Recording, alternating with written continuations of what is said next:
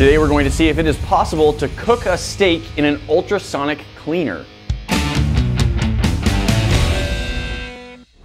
Guys, we like steak. We like cooking steak, and we like excuses to cook steak. Well, we found another good one in the form of an ultrasonic cleaner. If you've never heard of these things or seen them before, it heats up liquid, usually water or some kind of cleaning fluid. It has a 40,000 vibrations a second is what goes on inside this thing. And in the case of cleaning, those micro pulsations will actually sort of like break the grime apart and clean them off of stuff. So it's great for cleaning things like a carburetor that has lots of tiny little nooks and crannies that are hard to get into with any tools. It just shakes the liquid around it so much that it pulls all the grime off. While it does great for cleaning, we wanted to see how it does for cooking. This particular model heats up past the temperature that you need to sous vide cook a steak, so we're going to try and use it to sous vide cook a steak. Here's the basic idea. An ultrasonic cleaner is usually used for cleaning tools and automotive parts, but it does heat up and hold a steady temperature, so we're going to see if we can use it to cook food and see if the vibration does anything to change the food while it's cooking. We've got our regular sous vide wand, so we can do a control. We're gonna get 2 steak pieces. I'm gonna trim these down so that they have about the same amount of fat and meat, same shape, size, generally as close as we can get them, and then we're going to cook them both in our ultrasonic cleaner and in our regular sous vide machine. And then we want to see if they turn out differently or exactly the same. All right, I like it. But first, let's just take a look at our ultrasonic cleaner here. Okay. This model has a heater and the oscillating, the ultrasonic vibration. We've got the 2 different controls for those. Right now I have the heater on. Now I am a little concerned this heater does not seem to go very quickly. Our heat after running for a couple minutes is only moved up from like 37 degrees to 39 degrees, and we're trying to get up to 57. This is all in Celsius. So I'm concerned that putting the steak in, it's going to lower the temperature of the water more than it's going to be able to heat it back up. So we may have to just continually add, like take out some cooler water and add in some hotter water to try and help it with the heat, because what we're really trying to test is if the vibration will do anything to the steak. Okay. Yeah, we've got a old dirty grimy paintbrush, tools. yeah, some grimy tools, things that look like they could use a little bit of cleaning. And we're gonna see what happens to them as we put them in here. So here we go. I'm going to start by turning this on, and you'll hear a buzzing. So I'm going to lower this down over one of those points, and we're gonna see if anything noticeable happens. I'll try to get this one in. Oh, there's already like some stuff coming off this. We're gonna want more light. Oh, gross. There's an explosion of grime.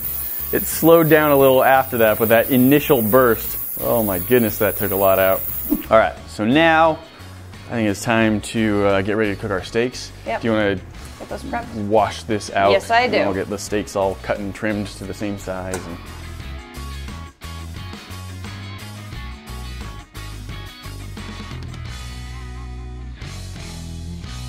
Ooh, 7.02 compared to 7.05. 7.02. Bam, 7.02. All right, our 2 steaks weigh exactly the same now. They are very similar in size, shape, everything, so Perfect. Pretty happy with that. Now we're going to put them in vacuum bags.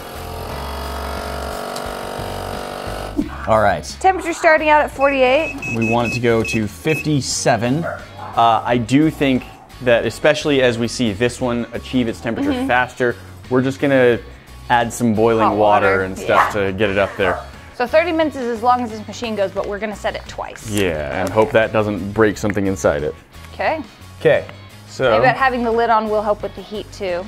I'm sure, yeah. And then let's also get something.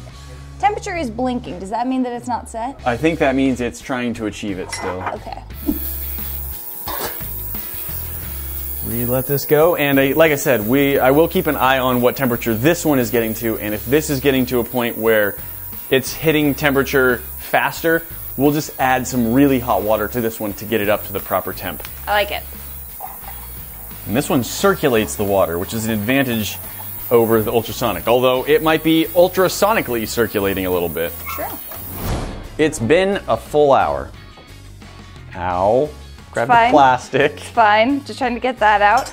It looks like it cooked it. Yeah, I can't think of any reason why it wouldn't have cooked it. We know they weighed the same going in, and we're very similar in terms of shape and size. Smell delicious. Now, if you guys don't regularly follow the channel Sous Vide Everything like I do, run by Guga. He cooks a lot of stuff sous vide. This is what things always look like when they come out of the sous vide bath. I'm actually just like patting it dry to really make sure there's no extra liquid skewing results. Look at the difference though and the amount of liquid that just came off of this one. 6.21, and that's down from 7.05. Oh wait, it's, yeah, 6.21, okay.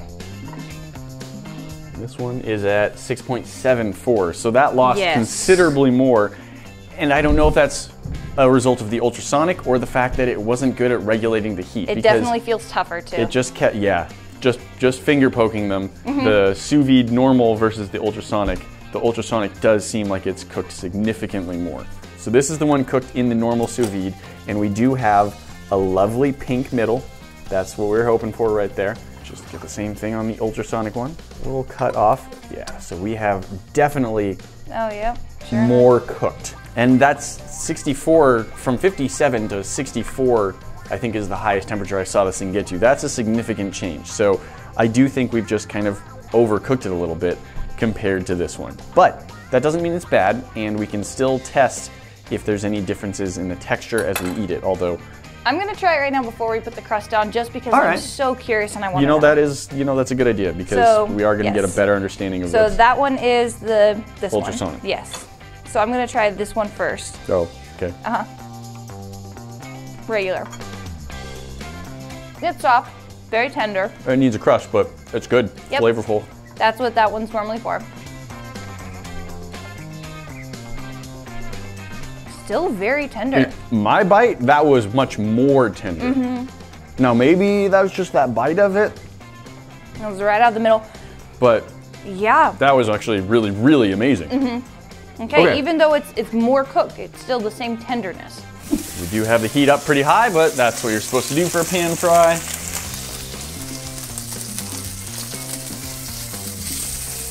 Beautiful. Beautiful. All right, let's take a look. I'm just gonna go straight for like a cross section, middle shot, see what we've got here. Now, that looks frankly a little overcooked for what we were going for. That may be some people's preference. I think that's just slightly more than I like. This one is a little bit darker, redder, like a pinker color on the inside. In fact, I think actually both of these may be slightly overcooked for a medium rare. This is sort of in between medium and medium rare, which is just about exactly where I like it based on the color. So now we need to do some tests based on the taste and texture. That's the really exciting part. Texture is the part that I'm really, I'm curious about here.